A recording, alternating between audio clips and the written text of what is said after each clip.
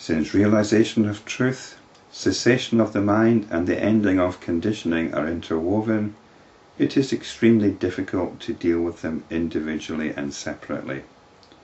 Hence, O Ram, by every means in your power, renounce the pursuit of pleasure and resort to all the three simultaneously. So give up seeking gratification, limited gratifications, and resort to realization of truth. This is when we realize the nature of our own awareness, by turning awareness on itself, by turning the attention to itself. And when you do that, you have bypassed the mind. This is the cessation of the mind. But this normally doesn't last very long, and we get caught up with our search for comforts, whether physical or emotional or intellectual, and we're caught up in our conditioning again. But the more that we come back to the truth, this realization of our essential nature, then the more that conditioning will become weakened. It will naturally tail off. O Ram, this world appearance has been experienced as truth for a very long time, and it needs persistent practice of all these three simultaneously to overcome it. So this is notions of an external world, which we take as obviously true, don't we? But it's not. And so this is spiritual practice that's being described here. But now we get this other element coming in. Wise ones declare that the abandonment of conditioning and the restraint of prana are of equal effect. It always strikes me as strange when Vasishta refers to wise ones. Perhaps this is just a way of reinforcing the point. But Vasishta is the ultimate authority in a way, and doesn't need to invoke what other wise ones declare. It's almost as if he's not really going along with this himself. Hence, one should practice them simultaneously. So the restraint of prana really involves the practice of pranayama, which is curious because we were told earlier that meditation is not possible on objects of experience. So perhaps pranayama is not being included with meditation here. Pranayama involves breathing exercises. Prana is restrained by the practice of pranayama and the yoga asana as taught by the guru or by other means. Now, much of the Yoga Vasishta doesn't mention prana. This seems to me to be the yogic thread coming in, the traditional yogic thread. One of my problems with it is you can't just practice pranayama really. Once you start getting into pranayama, you're going to start getting into yoga, you'll start getting into yoga philosophy and all the rest of it.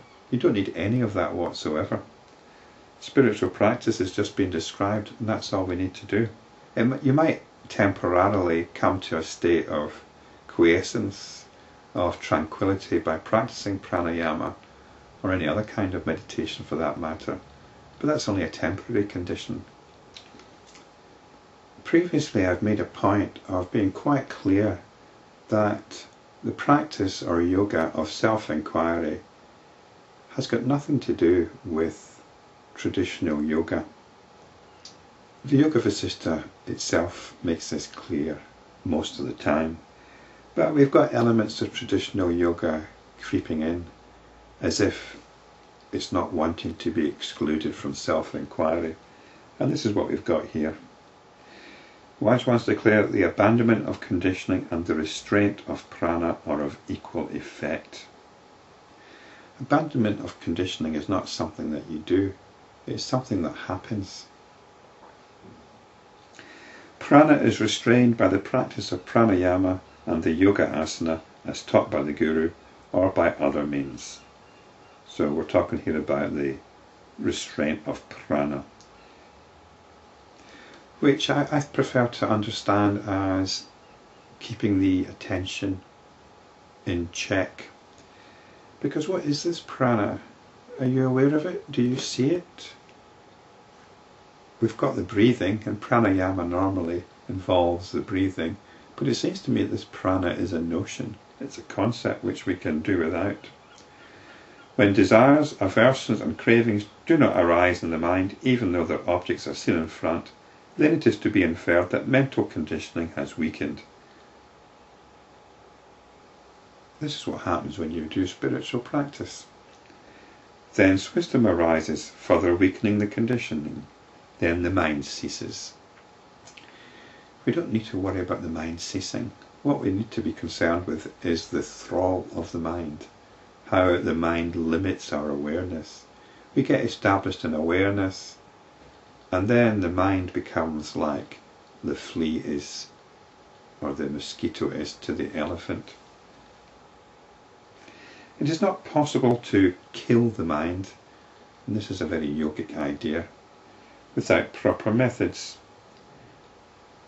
We're not interested in killing the mind. We're interested in realization of the truth, establishing ourselves in awareness. And when we do that, the mind, or the hold of the mind, eventually falls away. It becomes weaker. Knowledge of the self, company of holy men, the abandonment of conditioning, and the restraint of prana, these are the means to overcome the mind. Ignoring these and resorting to violent practices like hatha yoga, austerities, pilgrimage, rites and rituals are a waste of time. So it's not just me that's being down on yoga. There's obviously some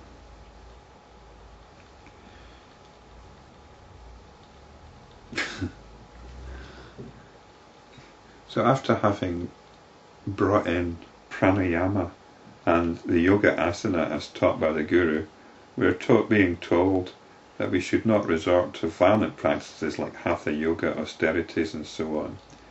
Self-knowledge alone bestows delight on you. A man of self-knowledge alone lives. Hence gain self-knowledge, O Ram. So there seems to be a bit of a conflict going on here, doesn't there, between the teachings of self-knowledge, of self-inquiry, and traditional yoga, particularly in the form of pranayama. So it seems to be extolling pranayama, but don't have anything to do with other yogic practices. If you do pranayama, that's fine. If you find it useful, that's fine. But it's not necessary, and we can do without it.